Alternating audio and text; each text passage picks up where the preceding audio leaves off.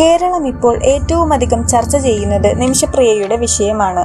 ലോകം തന്നെ ഉറ്റുനോക്കുന്ന സംഭവമാണ് നിമിഷപ്രിയയുടെ വധശിക്ഷ ഒഴിവാക്കുമോ ഇല്ലയോ എന്നുള്ളത്. മോചനവുമായി ബന്ധപ്പെട്ട് യമനിൽ ഇന്നും ചർച്ചകൾ തുടരും എന്നാണ് അറിയാൻ കഴിയുന്നത്. വധശിക്ഷ നടക്കേണ്ടിയിരുന്നത് ഇന്നായിരുന്നു. എന്നാൽ ഇന്നലെ വന്ന കോടതി ഉത്തരവിൽ വധശിക്ഷ നീട്ടുകയായിരുന്നു. വധശിക്ഷ നീട്ടിയതോടെ നിമിഷപ്രിയയെ തിരിച്ചു കിട്ടുമെന്ന പ്രതീക്ഷയിലാണ് കുടുംബം. കൂടാതെ ചർച്ചയ്ക്ക് കൂടുതൽ സമയം ലഭിക്കുമെന്നുമുള്ളതാണ് മറ്റൊരു പ്രതീക്ഷ. കാന്തപുരം AP അബൂബക്കർ മുസ്ലിയാരുടെ അഭ്യർത്ഥനയെ തുടർന്ന് സൂഫി പണ്ഡിതനായ ഉമർ ഹഫീൽ വിഷയത്തിൽ ഇടപെട്ടു.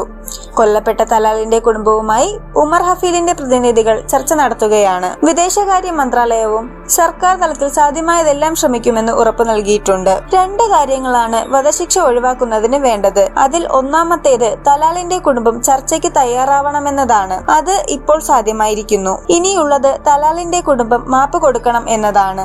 ഈ രണ്ടാമത്തെ ഘട്ടവും സംഭവിക്കുകയാണെങ്കിൽ നിമിഷപ്രിയയുടെ വധശിക്ഷ ഒഴിവാക്കാൻ പറ്റും.